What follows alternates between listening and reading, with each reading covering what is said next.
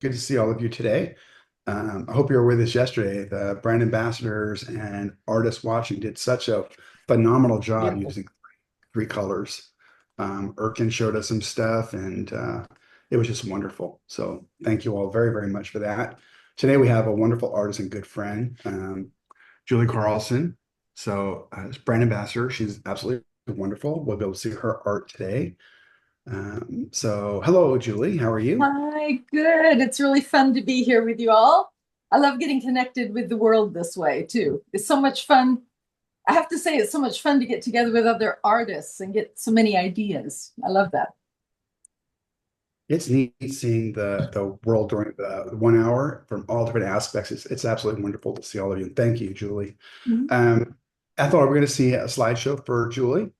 Yes. Okay, let's do that. There we go. I know many of our guests here are already following Julie, but for those who just tune in, please connect with Julie. She's very much active on Instagram. Just look for art by Julianne Carlson. And the next couple of slides, we have the some of the latest artworks of Julie. And of course, we'd love to hear a line or two for each of these. We begin with this piece, Julie. Mm, I love sweet peas. Both the way that okay, John, I know once upon a time you had a few paints that had some scents on them, but I'd like to put my vote in for sweet pea scent if you ever decide to do that again. I Okay. love this way sweet peas smell, and for me, they look like butterflies on a stem. So that's one of my favorites. I was out in my garden today. I have a wonderful husband who's planted sweet peas for me, so I picked a big bunch of them today. So, and I love all the various blues, purples, pinks. That's one of the things I think the Daniel Smith paints do really well, are really vibrant blue colors. You can never get too many blues. Should we take the next one? And it's summer here. This was actually, I painted this when I was visiting my daughter and her husband. They live on the East Coast of the States. And I got to come along for a one-day paint out that he was participating in. My son-in-law is an artist. So that was really fun to get to do that together. And I love the way the paints granulate like that too. If you can see the way they kind of wash down with the water, the granulation is always fun. I appreciate that. And then I'm going to be doing something like this today. I've been playing around a lot with the grounds, and that's what I'd like to show you today, how to get a little bit of structure, texture into our paintings. And yeah, no, you can do so many fun things with that. So that's what I'm hoping. I'm hoping to get a few more people trying that out too. And when we went on a walk not too long ago, there was the cutest little dog, and he was just poking his nose under the gate, and I couldn't help but take a picture. So anyway, and I used the gorgeous blue that a few of us have been fortunate enough to get a tube of, the Yin Min blue, which is a fantastic blue.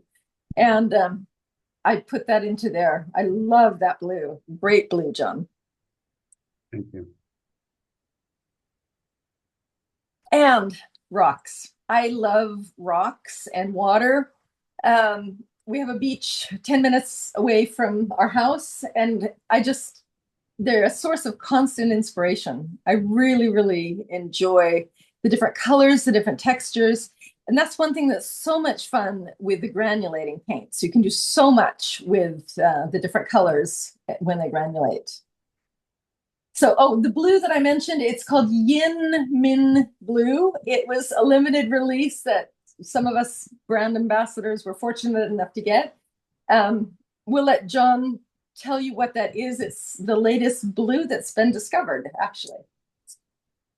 New synthetic pigment from Oregon State University. It's really, really cool. And speaking of blue, I love doing monochromatic work as well. And one of the things that I find that's really, really fun is, well, Payne's Blue Gray is one of my absolute favorites. And it doesn't just look gray and tired. It just has so much life. And I love the way that you can splash water on it. You can put salt on it like I did in the foreground here. It gives really nice edges to wet paint. It's a wonderful, wonderful color. If you've never tried Payne's Blue Gray, you're in for a treat. Do try it.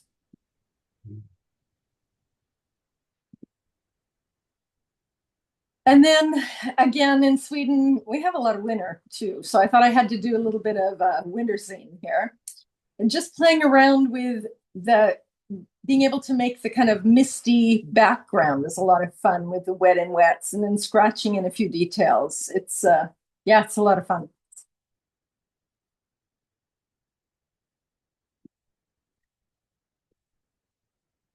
Okay.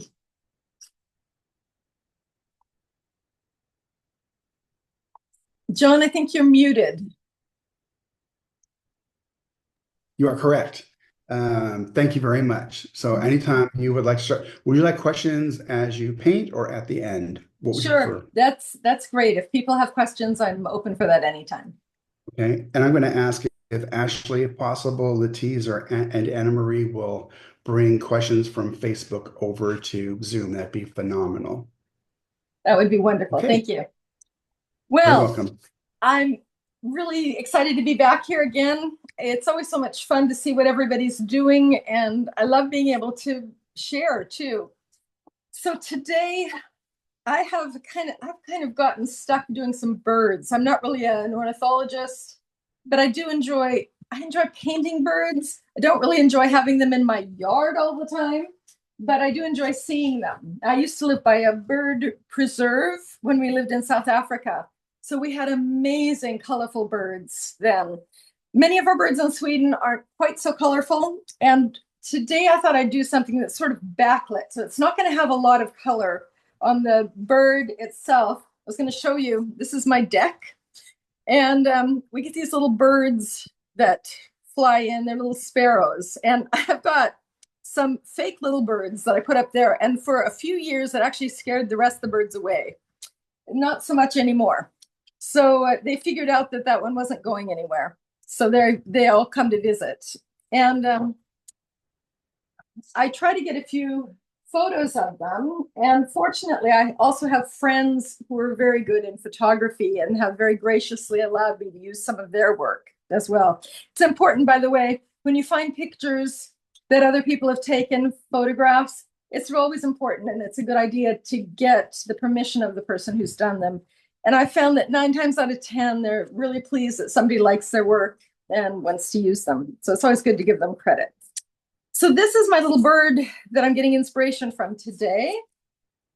And I wanted to show you, I've done a few different things, like the one painting that was showed in the beginning. I did a series of 3 here. I've got to get them framed. I haven't gotten them actually in the frame yet, but the idea is that it'll be a triptych with my little birds on there. And what I really enjoy is the structure, the texture. And that's something that I thought I'd work on today a little bit with you. I also enjoy doing the birds sort of backlit, so you don't get a lot of detail. That way you can't tell all the mistakes that I make. I'm sure if there's an ornithologist watching today, you're probably cringing, but hopefully you'll give me a little leeway here. So I'm going to use the new colors. There's 6 new colors. And if you haven't discovered them yet, they're a lot of fun. This isn't my usual palette, but I've really been enjoying trying these out and playing around with them.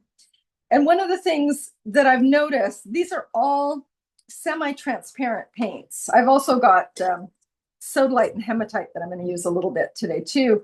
But these are all semi-transparent. Most of the time, I tend to choose more transparent paints. I like the glow that they have. I like the fact that you can mix them with other paints really, really well. But these have been a lot of fun, and they're also several of them are granulating. So half of them, the Jaune Brilliant #1 and 2, the nice yellows are really soft yellows. We've got Coral Reef, earthy red, earthy light red, which is also granulating. Manganese Violet. I love Manganese Blue, so I was really excited by the violet too. Cobalt Green Deep, which is a really nice granulating green. Sodalite. Well, okay, so these 6 new colors, they're really nice, but they all fall into that light to medium range. You can't make them go really, really dark. So in order to give myself a little bit more breadth on my palette, I decided I'd use Sodalite, which, as you can see, is a granulating paint as well. And John knows I love the Primitex. I love painting with rocks. I just can't get over the fact that you can do that. That's just so cool. So I use them whenever I can. So Sodalite and Hematite, Hematite is like painting with granite. It just has the most exciting texture. So you need to use a lot of water if you want the granulation to come out in all these granulating paints. So I played around a little bit with the 6 new paints, and I found some really, really fun combinations. So that's what I'm going to be using today. But what I'm going to do first is I'm going to start by using some of the watercolor ground. I've got the titanium white, and I've got the transparent watercolor. It looks white when it goes on, but it dries clear. And what I'm going to do is I don't know how well you can see this, but I have used a watercolor pencil. It's a light blue pencil. Maybe you can just faintly see that. One of the things I've really enjoyed about using a light watercolor pencil is that if I don't like it, all I do is take a little water on it and it disappears. So I don't have regular pencil marks that get trapped underneath my paint, because sometimes that can be so irritating. So anyway, I've been using a really, really light blue color. I think it's called Glacier Blue. It's very, very light. And I've just roughly sketched in a little bird on a fence post here. And I'm going to take the white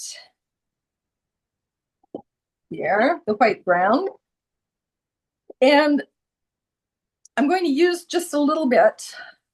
And I like to use the ground to create texture.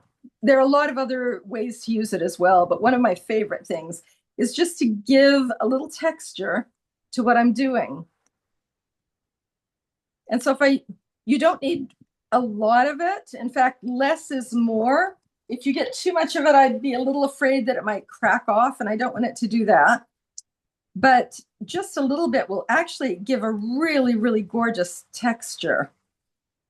So I'm just going to put in a little bit of this. So when I sketched my little bird here, I was thinking a little bit about the composition. So I've tried to put him in a sweet spot here. So it's thirds. I talk about thirds a lot to my students. They must get really tired of that. And then he's in the upper third as well. So I'm hoping it's going to be in an interesting spot.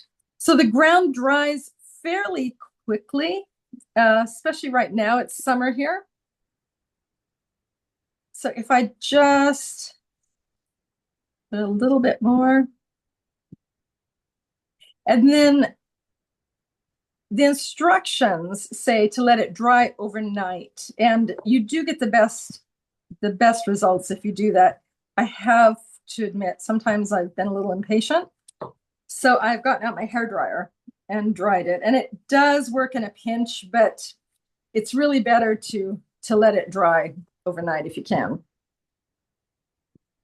So I've got the wing, and I've got the tail.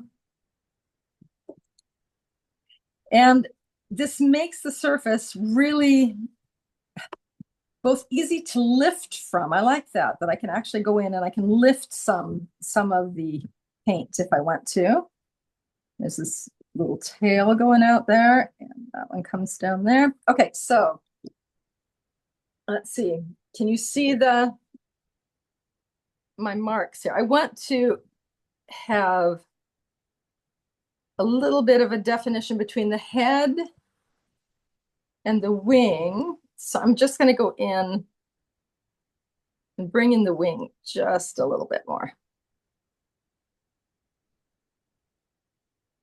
So it's given me some feathery type feeling in here. I try not to have a huge lip on it, especially around the edges, because I find it makes it hard to work next to it. So usually if I kind of make the edges around the outside a little bit less thick, that usually works pretty well. And it comes right off of my palette knife. It's always good to take it off right away, but it's real easy to get rid of. You can use the white ground on literally anything. So I have a fetish for small metal boxes. So I often will paint a little bit of that on top of them, paint it with watercolor, and then I'll seal it with a sealer of some sort. Makes a nice little travel kit. So now I've got structure, a little bit of texture there on my bird. So we'll let him sit there and dry a little bit. Now I'm going to use the transparent ground. And what I'm going to do with that is I'm going to use some tissue paper or paper towel here. It's 1 ply, and that's really important. It can't be anything super thick. I can also use some newsprint. You can see on here I put on some text, and I use some newsprint that I cut out. You could also write it out if you wanted to on a printer. That works quite well. So what I'm going to do is I'm going to take the transparent ground. It looks like this. It's a really nice consistency. It's a little bit runnier. And I am going to, I've got a fan on here, so my paper's running away. So I'm going to put a generous amount on there. And then I'm going to put this on. I have to make sure that I've got enough underneath there so it'll adhere. And then I'm going to just create some texture. And I just love this. I can place it anywhere I want. And then I need to make sure that there are no air bubbles underneath. Let's see if I can get this in a better light, maybe, so you can see that a little bit better. So I'm going to keep on working on this. And I need a generous amount on my paper here. It absorbs very fast. It dries very fast. So I'm going to take another small piece. Don't make the mistake, if you do this, of thinking that more paper will give you more structure, because it doesn't work that way. Less is actually more. So use a small, thin amount of paper, and you'll get much better results, and you'll get it to adhere better, because if I would wad up a piece of paper and just put it down, it won't stick.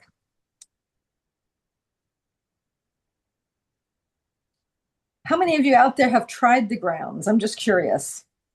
Are there many people? Nobody? I've tried it. Tried them. I've tried it. Yes, we're raising our hands, Julie, so you cannot see us. Good.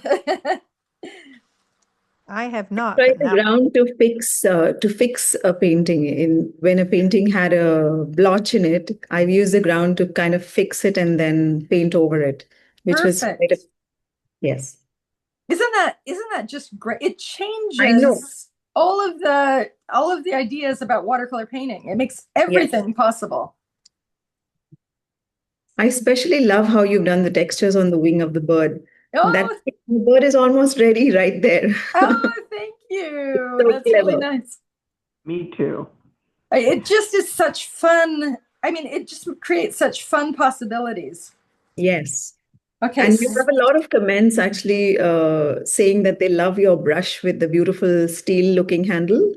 Oh, okay. I have to brag. I have a daughter who's a goldsmith, and she took one of my favorite brushes and a silver knife handle. and she made that for me. I just love it. Yes, it's stunning. It is really, really, really nice. So I'm so lucky to have that. You are.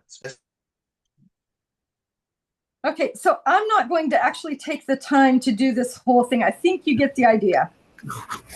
And Julie, excuse me, Sabine is here. yes, I think when I see your picture before, I think you make the structure from the wood like you make the structure on the bird. But what is the difference? Is it more rough on the wood when you make it with paper? Or yes. Mhm. okay. That's a really good question. Thank you, Sabine. It's I can make it, yeah, I can make it rougher this way without having to use a really thick amount of ground. And I could do the same thing.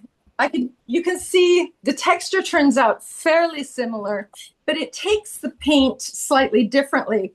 When this dries, they react differently to the two different kinds of structure that the grounds create.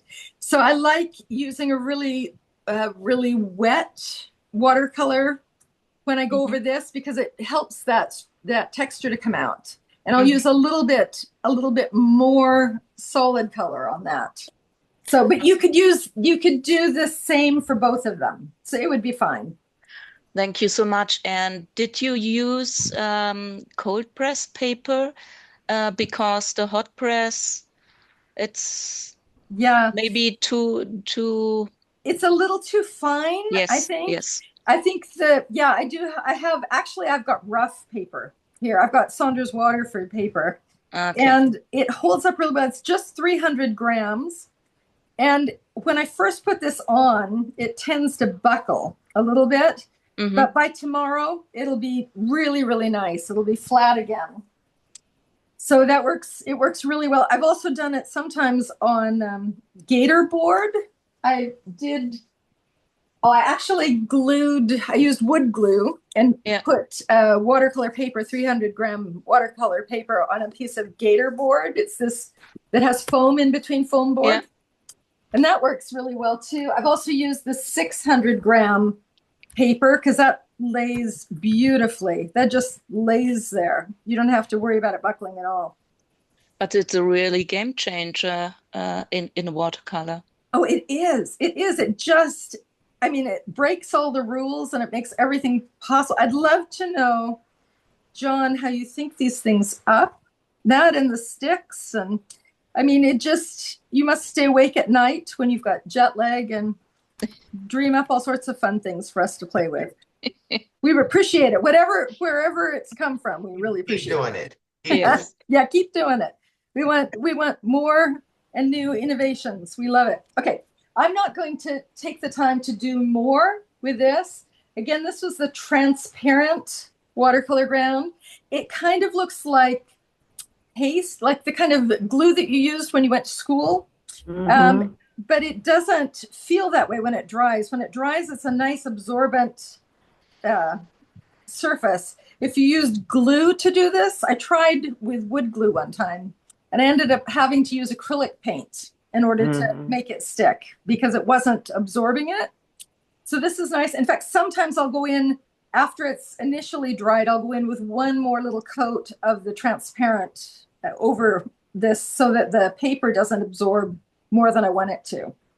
Okay, so one thing that's really, really important, I can use any of my brushes. I use my nice watercolor brushes with this. But what you need to do is you need to wash it right away. And usually I'd run it under the sink and I'd put in soap, or sometimes I'll use just dish soap, or else I could use paintbrush soap. But just make sure that you get it clean right away, because if it dries, it'll kind of mess up your brushes. I often tend to use flat brushes when I do this, just because I feel like I can push them into place a little bit more. So I'm going to get some new water here. I'm going to put this aside. But before I do, one of the things that you can do is you can actually begin working with this before the rest of this is dry. So what I'm going to do is I'm going to wet the areas around here and just go right next to what I've done now. And I want to give it a background that's real. It's not going to be a lot of detail in the background. I want it to feel like the background's not the most important thing.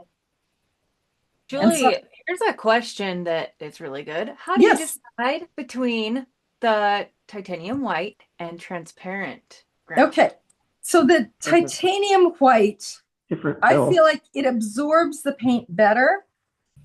So when I want to do something where I really want to get good watercolor results on it, then I think the titanium white is good. Plus, for example, if I'm doing a little tin box, then that covers much better. And then the transparent, of course, that gives me the transparency. So if I'm going to put in text or things that I want to see through, then I choose to use that. I really, really like the way that the structure, the texture in the paper underneath comes through.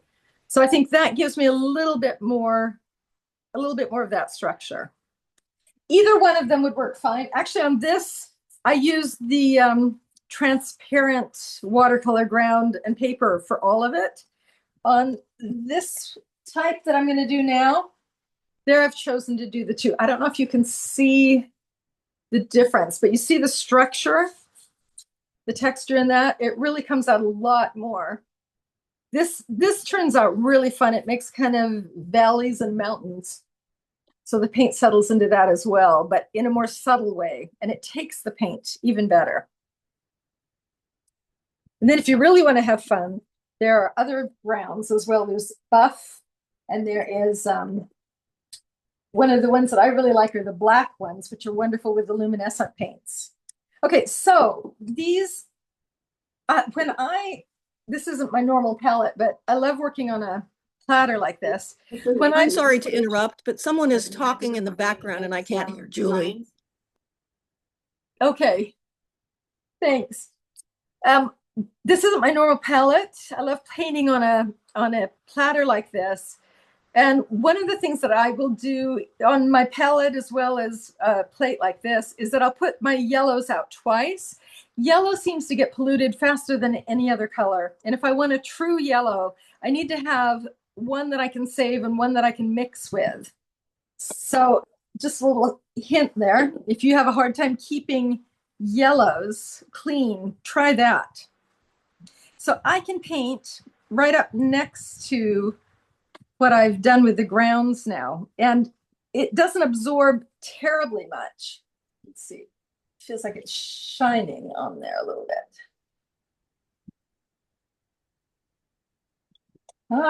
I can't get rid of the shine. Sorry about that. So I can use, I can do a lot of wet on wet here. And I'm thinking evening when the sun is just kind of going down.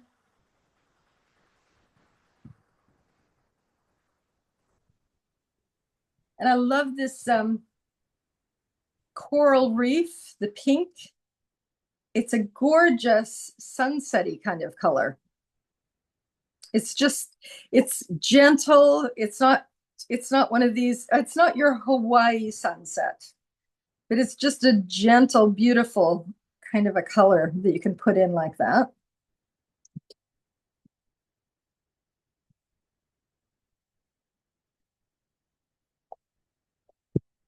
Can you see the colors? I'm not sure if I turn, nope, that wasn't better. Okay. And these colors have white mixed in with them.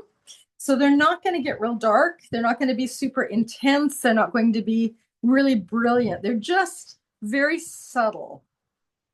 So if you're looking for a brighter color, you'd want something else. But I really like these. In my experience, the colors that have a little bit of white mixed into them, like buff titanium, we've got King's Royal Blue, I think has that, the lavender wisteria, Naples yellow. They're very, very easy to use. They're not going to take off and go all over your paper. They're going to be much more subdued. I'm assuming it's the influence of that white that does it. They're just really, really easy to work with without being afraid that you're going to have paint run away as it mixes with the other colors. Okay, so let's see here. I've also got the earthy light red. I think I'm going to put just a little bit of that in here just to warm it up a little bit. And then also, well, I'll work on that a little bit later. Anyway, so I've got a bit of this coming in there.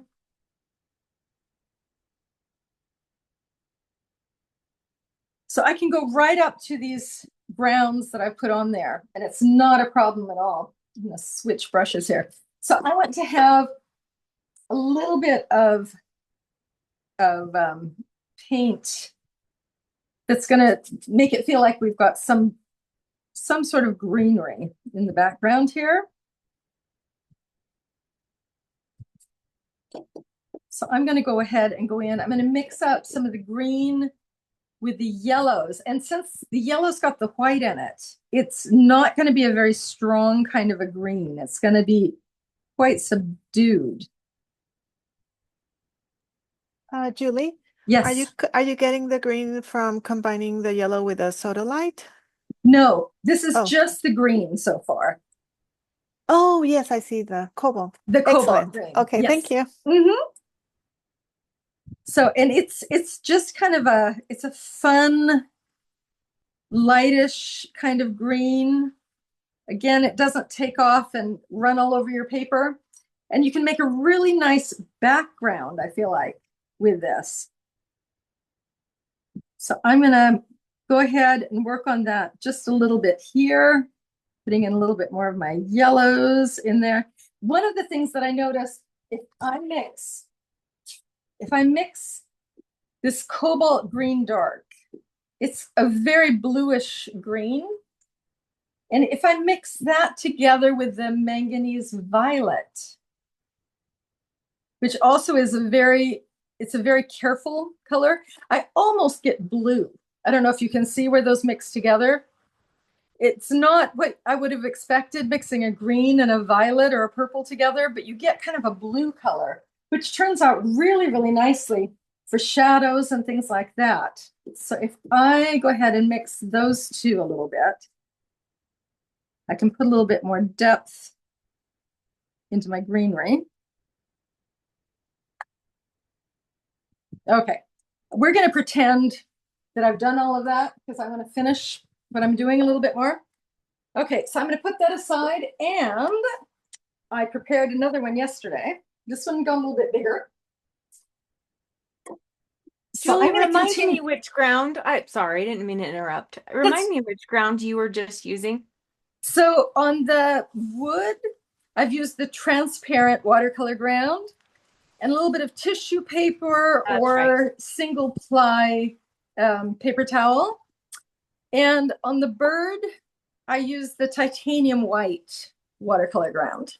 Okay, thank you. That's why I was confused because you're using both. Oh, yes, I did. I used them both.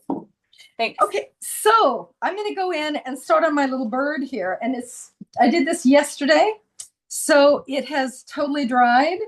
And I'm going to go in and I'm going to mix up kind of a lightish, kind of a peachy color to start with. And one of the things I like, if I get this into a spot that I don't want it, I can actually lift the color quite easily off the ground. So, and I'm going in with this kind of a peachy color just to make him a little bit, give him a warmer tone underneath here. Plus, I want him to be backlit.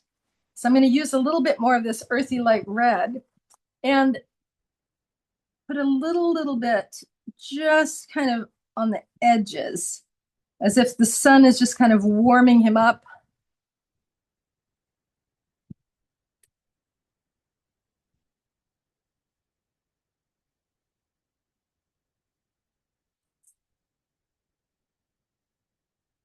And then I'm going to mix together. I've got my magenta violet, and I've got my cobalt deep green, and I'm going to mix that with the earthy light red. It creates a really, really nice brown. And I can vary it quite a bit. So I can go in and I can make it darker and I can make it lighter. But it makes some really, really nice brown tones.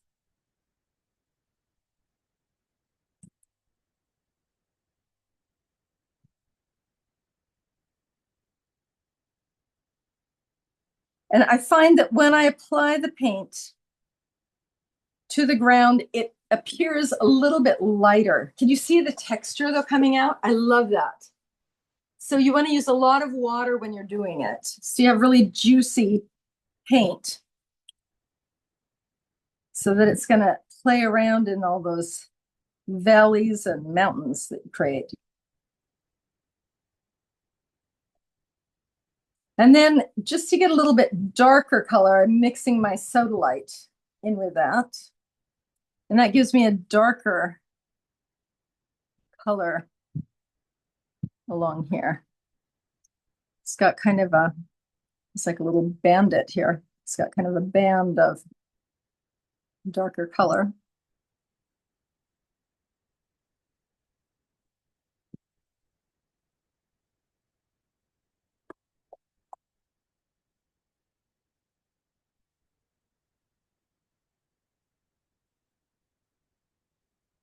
And I find that I can apply this layer by layer. So I don't just put down one coat of paint. I've got several different layers going on.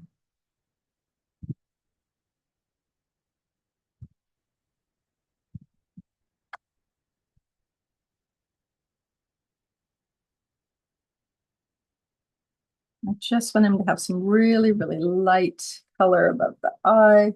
I've also got my white gouache on hand in case I need to regain a little bit of those colors that those white shades that I might lose. I've got hematite, and I've got the sodalite, the manganese, and all of those work really, really well to give me a darker shade in here. Then I can kind of follow the wing.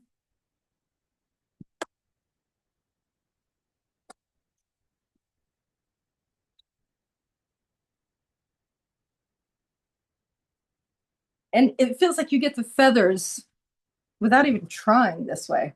It's so great.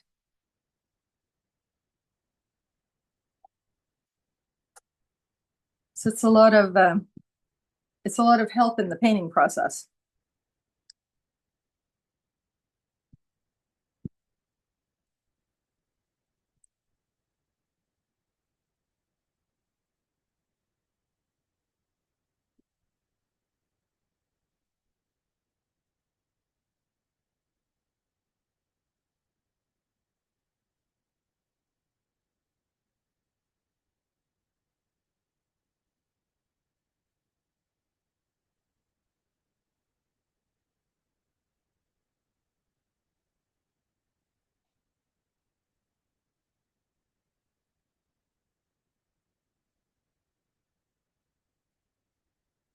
The sodalite and this earthy light red make a gorgeous, gorgeous shade here. And I like the fact that you can warm it up or cool it down really easily.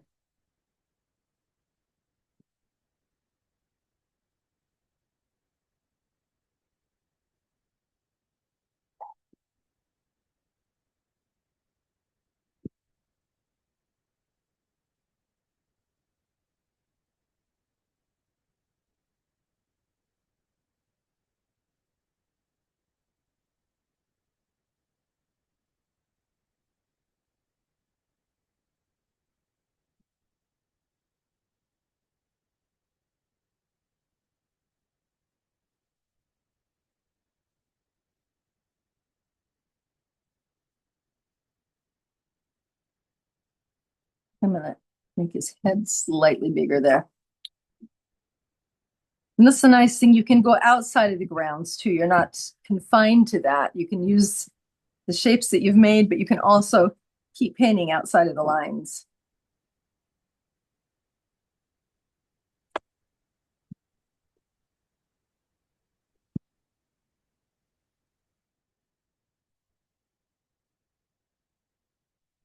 So it's a special feeling when you're painting with the grounds. It doesn't feel exactly like the watercolor paper does. It's definitely a different surface, but it takes the paint really, really nicely. You just have to play with it and just get used to that feel a little bit.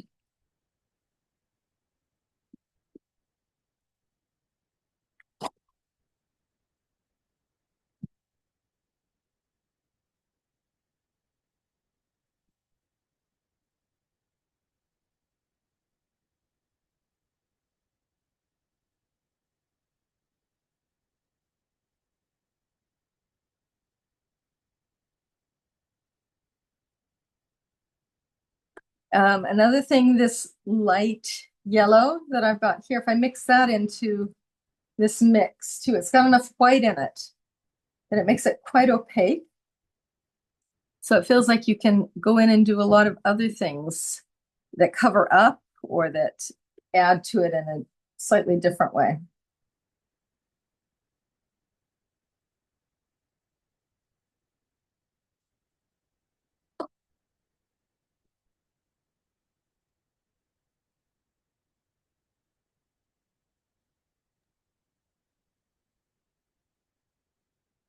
Julie, Yes.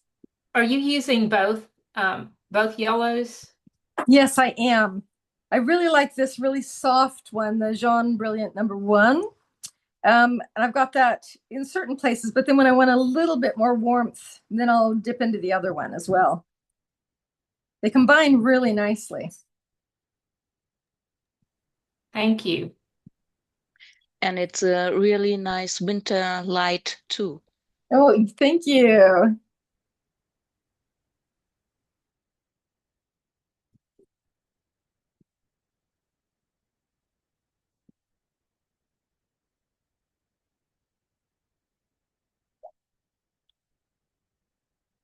Another thing that I think is really fun, I've noticed with the birds, they don't hold still very long. And in order to give them that lifelike feeling, I feel like it's kind of nice not to make all of the edges of them super clear. So it doesn't really matter to me that this one's not really, really defined well. Okay, I'm going in with my yellows again, kind of a mix of that. Now I'm on my wood here.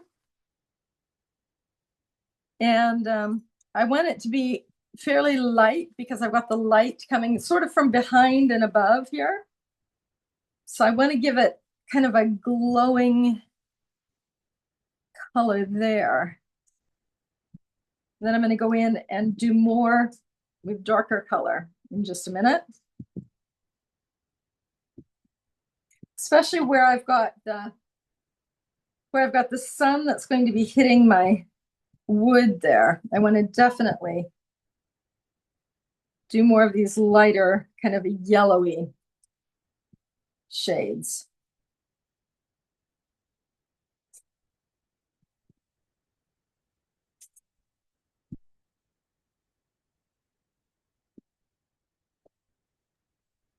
Julie, Yes. do you always paint this fast or is it because it's a demo today? It depends. If I'm doing, when I'm working wet on wet, then I work very fast. On the other hand, if I'm doing sweet peas, for example, I can sit for hours and hours and hours working on the details more. But I do hope I can get done with a little bit more today. So I'm trying to speed it up a little bit. Thank you. Oh, you're welcome. That's a very good question.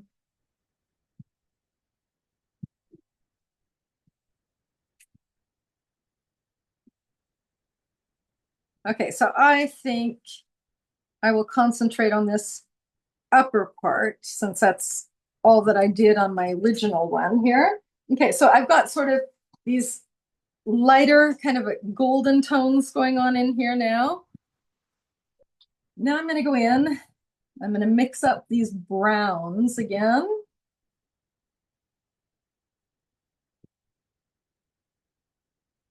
And I want to have more of a shadow on this right side here. So I'm going to go in and give it a little bit more of this darker color. You see how that structure just comes right out? The texture is so fun. I'm going to add, I love hematite. That is one of my first and one of my favorite paints that I got from the store when I was in Seattle one time. When I first got acquainted with Dan Smith, and it's stayed on my palette ever since. It's one of those can't live without paints. So if I was going to be marooned on a desert island, that would definitely be one of the things I would make sure I had with me. So Julie, you have a question asking whether you sell these or whether they are more of a craft project. Yes, I do. I do sell my work as well. So I have a few things up on my Instagram account. Some of them are already sold. Some of them are still around. And I do shows from time to time. And I don't, at the present, I'm not taking individual orders, but if people have things they're interested in, I try and keep it in mind when I am painting and when I do shows. Do you enter these in shows, Julie? Are they considered transparent? How much is acceptable? Yeah, I think in the things that I've been in, it's worked out quite well since it is watercolor medium. They have been accepted quite well. It depends. If somebody's going to be a purist in the strictest sense, then maybe not. But there's so much mixed media out there today that it feels like we've come a long way in accepting those different variations in the way we paint. Thank you. Mm-hmm.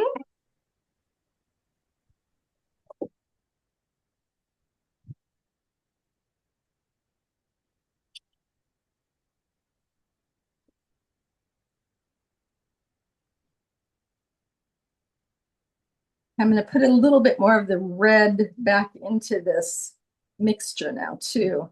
I want to have different shades going on in my wood.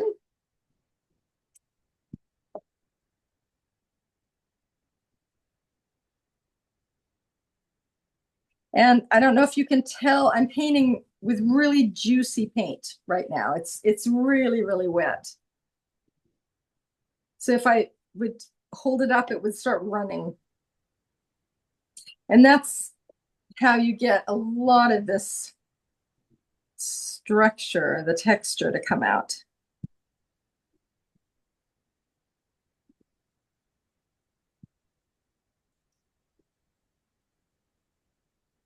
It's just beautiful, Oh, Julie. thank you. And the wood comes out really realistic, and your dark points, it's just step out the picture. It's wonderful. Thank Looks you.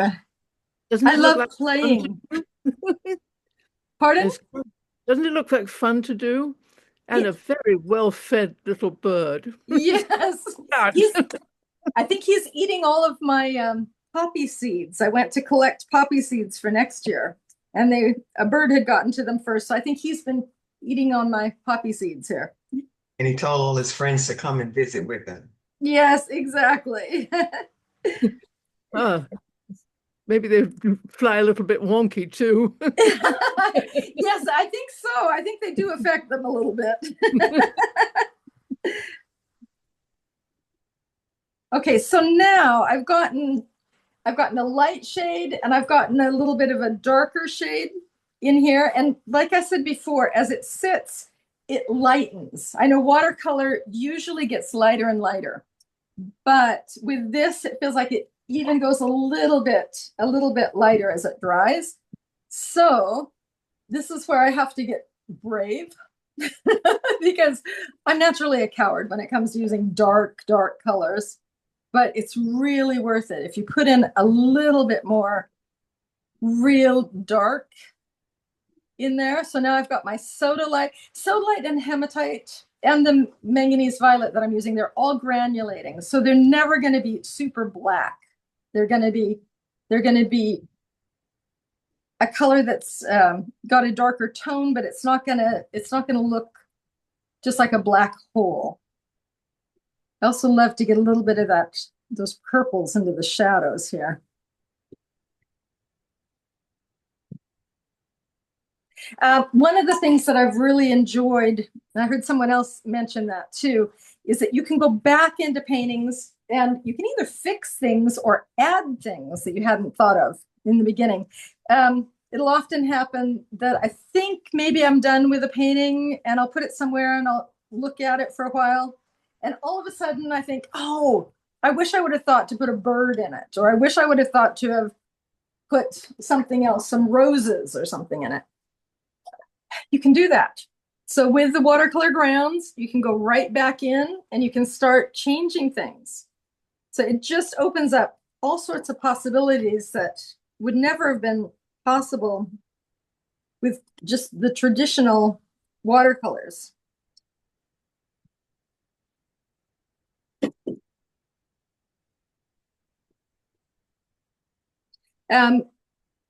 One thing too, both the grounds and the paper here, they help the process. So you can tell I don't have to paint in all the detail in the wood. It just appears. It's a little bit magic.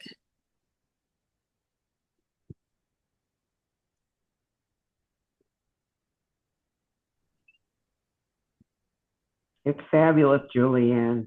I've had several of the ground bottles sitting around, and now I'm going to go get out and play today. Oh, good. I'm so glad.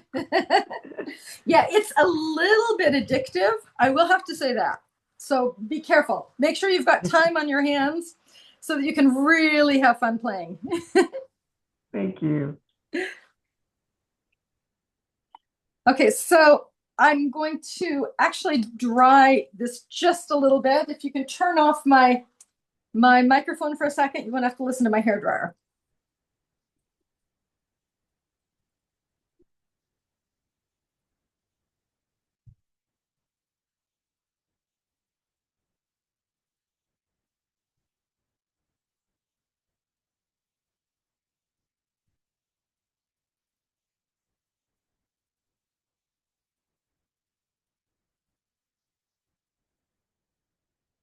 Okay, I'm back. So now it's just slightly drier. And the reason I wanted to do that is I want to do more of a dry brush across some of this now, just to get some of that texture to just show up even more. Let's see if I got it dry enough. So I hold my paintbrush almost parallel with the paper here. Can you see it? Is it coming out?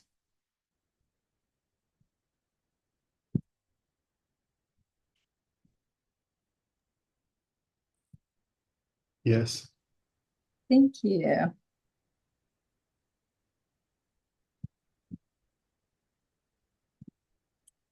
And I have tried,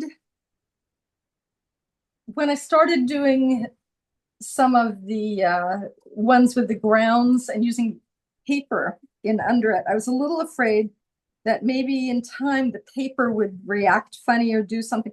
But you know what? I've had several of them for years now, and I've had them up in the sunlight, and I haven't found any negative effects happening. So it feels like this is going to be something that's going to last.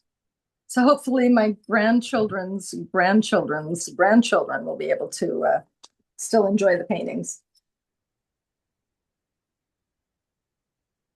I'm going to give him a little more of a shadow where he's on there. Julie. Thank you so much for sharing this. I am just thinking about bark for trees and texture on animals. It's just blowing my mind. Thank you. Oh, fun. Yeah, it is. It is just, it creates so many possibilities. It is just so cool. You can do so much. So John, thank you for making such fun things for us to work with. Well, thank you for using them. Okay, so one thing that I mentioned before is sometimes if I want to get back some of the whites, I want to work on my bird and on the background and everything a little bit more. Okay, so here's something you need to know. Never, ever put your paintbrush directly into the tube of paint. Okay, got it? Okay, do what I say, not what I do. I tell my students that I'm a very bad example. I find that it can actually mold a little bit depending on what kind of water I've got and if it's dirty. But sometimes it's really handy to do that. So I know I'm breaking all the rules here. So I just put in just a little bit there, slightly under the eye.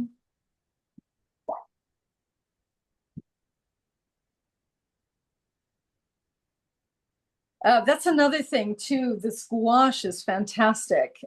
If you haven't tried the gouache series yet, you can mix them up with your watercolors. They work really, really great together.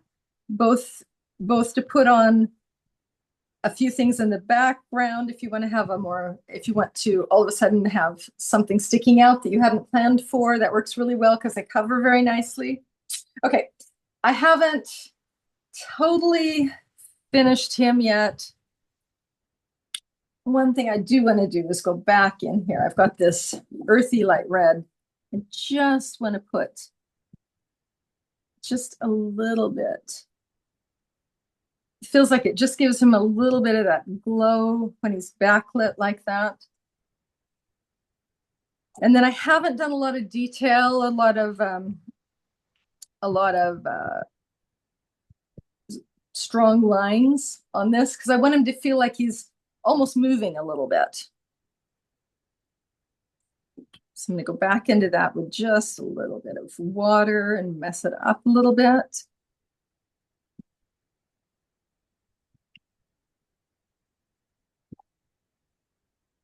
Okay, well, he's getting there. This is the one that I did yesterday. You can see it's gone a little bit farther. I decided I'd put a little bit of branches, little leaves up in there. And I did a little bit more in the background here, but I wanted to get as far as I could anyway with you guys. And I really, really hope that you'll have fun playing around with the grounds. They're just so much fun. I think I'm running out of time here. How are we doing? Any more questions? It's beautiful. Thank you. It's a beautiful job. Love it. Thank you. You've gotten such a beautiful depth to the whole thing. No, thank you. Wow. Exciting, exciting. Yeah, you've got a lot of really fun comments in Facebook and in Zoom. So everyone's loving it. Great. Thank you. Very nice. Thank you, Julie. It looks really fantastic. Thank you. It's like I said, it's fun. Just go have fun. Get the grounds. Try out these new colors too. I think you'll really, really like them. So if you haven't tried them yet, definitely put them on your wish list. But will you tell us the names of the colors one more time? Yes. Please? I've got them right here somewhere. There. Here you go. So we've got the light white, the Jaune Brilliant #1 and #2, which is slightly more orangey. Coral Reef, which is a really, really nice subtle color. Both sunsets. It's really good for skin. It's just a really nice color. Earthy light red. It's a great reddish brown. It's an iron oxide, I think, isn't it, John? Is it? Yes. And I've got, where did I have it? I've got my manganese violet. Really beautiful color. That works really nicely with a little bit of cobalt if you want to make it bluer as well. And then the cobalt green deep. And then on top of those, I use Sodalite Genuine, an absolute favorite. Wonderful, wonderful color. And I love the way it granulates, and Hematite Genuine, which is, yeah, I can't even imagine painting without it these days. It's totally changed the way I paint. So there are those. I will actually take a photograph of this and put it on my Instagram page if you'd like. Thank you. We've It's been a lot of pasted fun. in the chat, Chris. We've also pasted in the chat a link to the new colors released this year. Yeah. Thank you, Giovanni and Ashley. You're always so good with getting this into the chat. And John, I love your shirt. Oh, thank you. Thank you. Bye-bye. It's Bye. kind of like my color play here. No, you're right. I appreciate you choosing the colors I was using tonight. John, stop. Thank you, everybody. Have a great day. Thank you. Bye. Thank you, everybody. Thank you. Bye-bye. Thank you so Have a much. wonderful weekend, everyone. Bye.